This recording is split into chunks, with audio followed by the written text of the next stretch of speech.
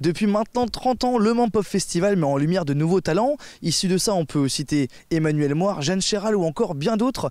Et cette année, la jeune génération a aussi son mot à dire et peut-être que l'on va découvrir aujourd'hui une nouvelle star de la scène musicale française car se déroule en ce moment même la finale du Mans Pop Festival et je vous propose qu'on s'y infiltre.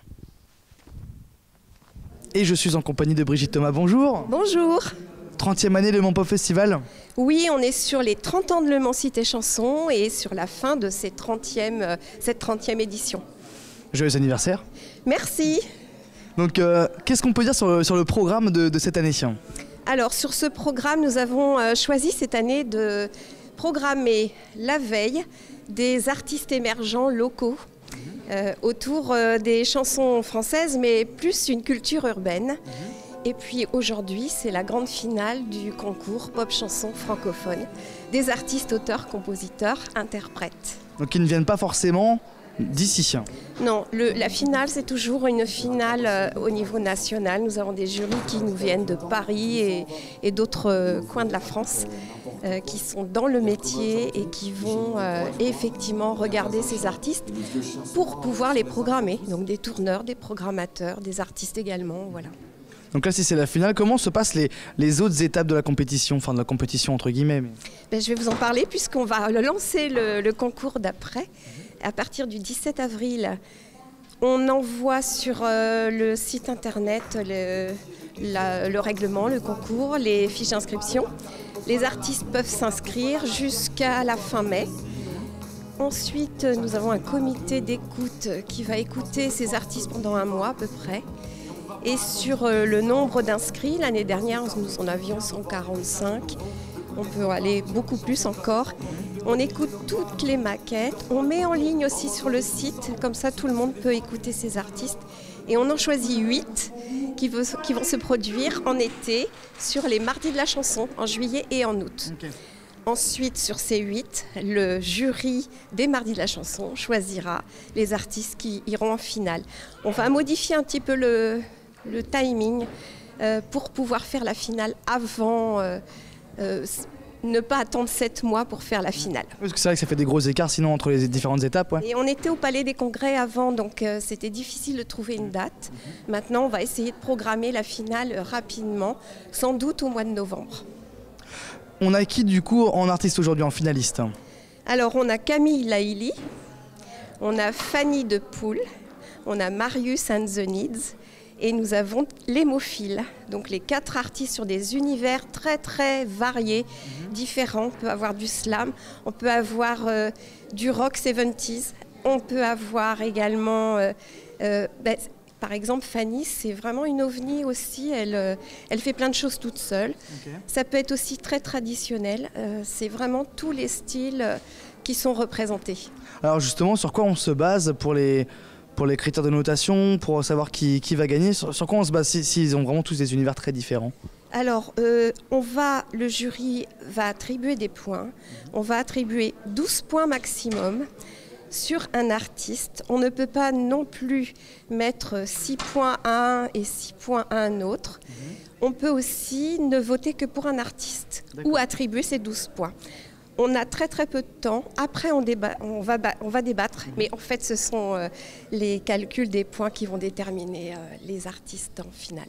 Très bien. Et le public a son mot à dire ou non? Oui, on a distribué un bulletin de vote pour le public. Donc, il y aura aussi un bulletin de vote. Et on a des prix supplémentaires, le prix Radio Alpa, avec une diffusion à l'antenne d'un artiste et de son univers artistique.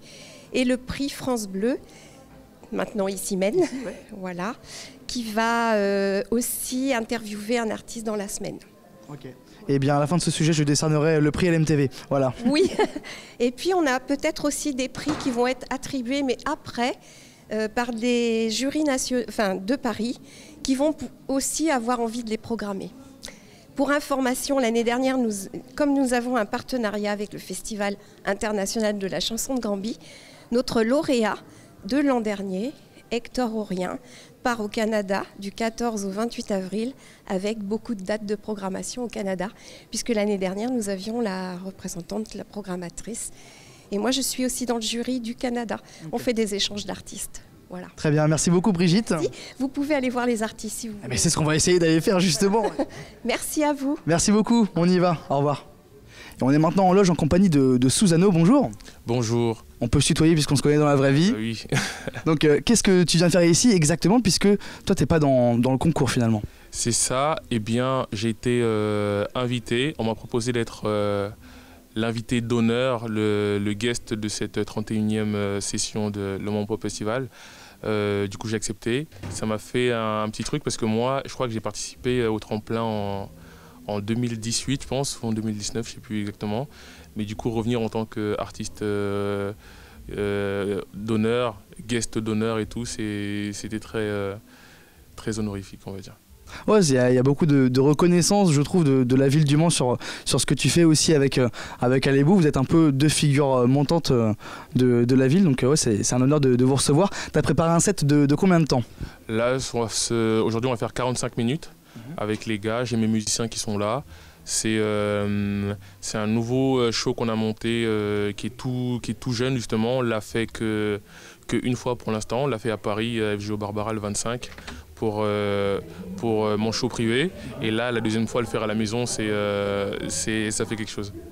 Est-ce que tu as intégré à ce set ta reprise de Aznavour comme ils disent? Bien sûr, on va le faire parce que j'aime beaucoup déjà le monsieur et la chanson, et c'est un moment important de communion avec le public, donc on va la faire dans le set.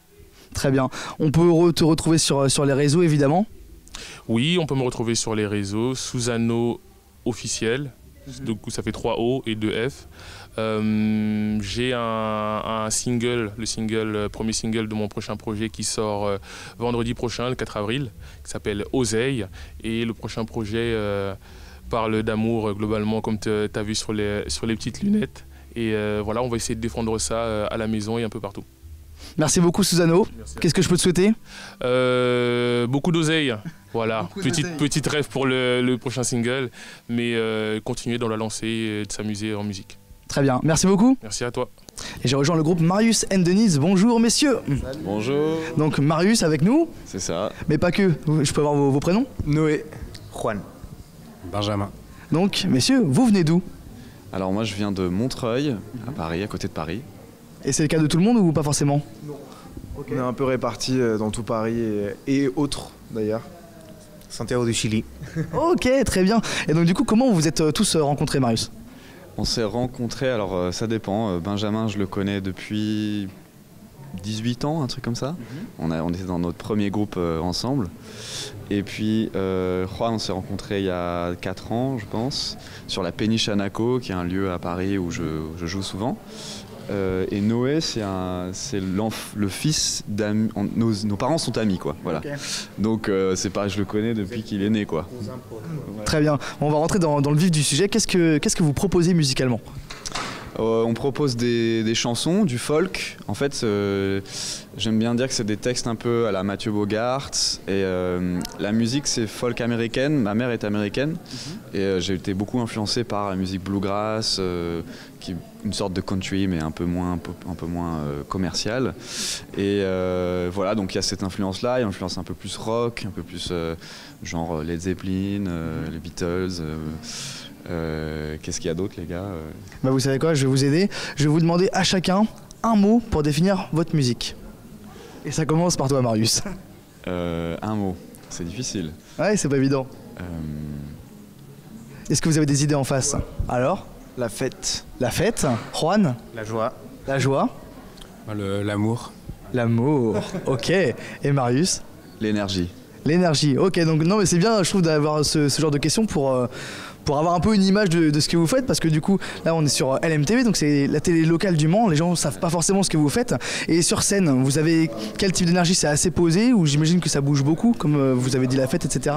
Oui, en fait, il y a un peu de tout. Il y a, on va dire, peut-être un tiers du set qui est plus des chansons à écouter, avec des textes souvent une portée un peu ironique, mais qui parlent quand même de sujets profonds. Ça peut parler d'écologie, ça parle d'amour, de sexe, ça peut de confinement, bref, plein d'autres sujets. voilà, qu'une pointe d'ironie. Et puis après, il y a toute une partie du set qui est beaucoup plus énergique. On a quand même batterie sur scène, basse, ça envoie quoi. Et avec des textes qui continuent d'être de ce genre-là, mais où on est là pour s'éclater. Et même si on parle de sujets compliqués comme Noël et la famille par exemple, on va danser dessus parce que ça fait du bien quoi. Ok. Est-ce qu'on peut vous retrouver sur les plateformes d'écoute? Est-ce que vous avez déjà sorti des projets ensemble? Oui, on a sorti un album donc avec Marius and the Needs, et moi j'ai sorti un album aussi, Marius Pibaro, où j'ai fait un album solo. Et voilà. Mais là, cet album-là, Marius and the Needs, est sorti en mai dernier. Il est disponible. Très bien. Dans ce cas-là, allez écouter. Moi, je vous laisse vous préparer, messieurs, et merci pour votre temps.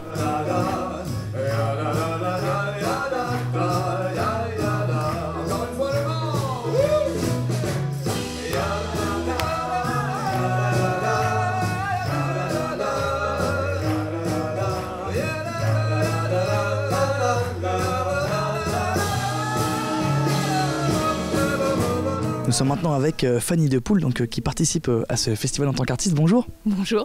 Donc là, vous sortez de scène. Comment ça s'est passé pour vous? Quel est votre ressenti? Moi j'étais à l'aise, j'ai aimé le public, j'ai l'habitude des publics suisses et on sent quand même une petite différence au niveau de la France et de la Suisse, mais non, j'ai eu beaucoup de plaisir et il n'y a pas eu de problème technique, alors qu'on a eu très peu de temps pour faire les soundchecks, donc c'est que c'est une affaire rondement menée.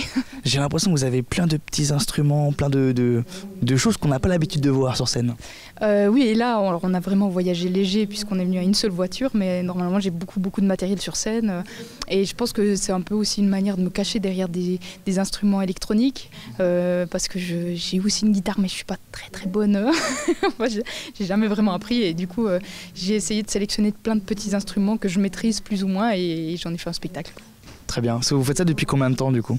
Alors ça fait maintenant 9 ans, j'ai été policière pendant 7 ans et puis j'ai écrit mon premier morceau et puis du jour au lendemain voilà, j'ai dit merci, au revoir. J'étais pas rentable en tant que flic donc je crois que je manque pas à grand monde là-dedans. Mais voilà, ouais, donc ça fait 9 ans maintenant, c'est la 9e année où je fais plus que ça. Et comment justement vous allez explorer tous les univers qu'on peut voir sur scène? Comment vous découvrez de nouveaux instruments? Comment vous dites tiens je vais m'inspirer de ce type de musique parce que vous faites vraiment plein de choses très variées, toujours avec une grande énergie mais très variée. Ouais, mais je pense que c'est beaucoup au feeling en fait. C'est un peu égoïste ma démarche musicale parce que d'abord ce que je crée, j'ai envie que ça me plaise à moi. Et si ça plaît aux autres, tant mieux. Si ça leur plaît pas, tant pis, tant que ça me plaît à moi. Et j'ai la chance d'avoir un public qui est chouette et qui adhère à ça. Et en fait, je crois que je suis la première à être surprise. Donc ma démarche première est égoïste. Pour resituer un peu, parce que du coup on l'a même pas encore précisé, mais vous venez de Suisse, du coup c'est bien ça? C'est ça, ouais, je suis suisse et je viens du canton de Berne qui est le canton de la capitale et qui est à la base un canton suisse-allemand. Et moi j'ai la chance pas forcément, mais en tout cas je suis née dans la partie francophone de ce canton-là et c'est pour cette raison que je parle très bien français et qu'en allemand je sais dire uniquement les insultes, mais ça suffit. Fanny Depoule, c'est votre vrai nom ou c'est un nom d'artiste? Non, c'est un nom d'artiste. Alors pourquoi Fanny Depoule? En fait je l'ai pris parce que comme j'étais policière justement en Suisse, dans le canton de Berne, on a nos noms officiels qui sont écrits sur les uniformes. Donc moi j'avais un F Dirksen et j'avais pas envie de faire un projet musical avec ce nom-là qui était voilà, où on pouvait tirer un parallèle entre la nana qui vous a retiré le permis hier soir et puis celle qui 3 jours plus tard est sur scène. Donc c'est pour ça que j'ai pris un nom d'emprunt. Le nom Fanny Depoule vient aussi surtout d'un jeu de mots, nid de poule, puisque j'ai un nid de poule qui est sur ma tête. Et comme j'étais flic, poule, poulet, voilà. Et puis à l'envers, poule, ça fait loop. Et sur scène, je travaille avec des loops, des boucles, des loopers. Donc c'est recherché jusqu'au bout, mais il y a beaucoup de hasard là-dedans qui a voulu que ce soit voilà, coopérant. Merci beaucoup Fanny Depoule. Avec grand plaisir, merci à vous. Et puis je vous souhaite que du bonheur pour la finale. Merci. Au revoir. À bientôt. La flamme lorsqu'on éteint la bougie. Y a-t-il des étoiles jusqu'au bout du paradis? Comment peut-on consoler un seul pleurard? Est-ce qu'il est en larmes lorsqu'il est en flamme? Bon allez, fini la musique, mais on reste quand même dans la culture puisque on va directement au cinéaste pour le festival du cinéma hispanique, donc du cinéma. On y va.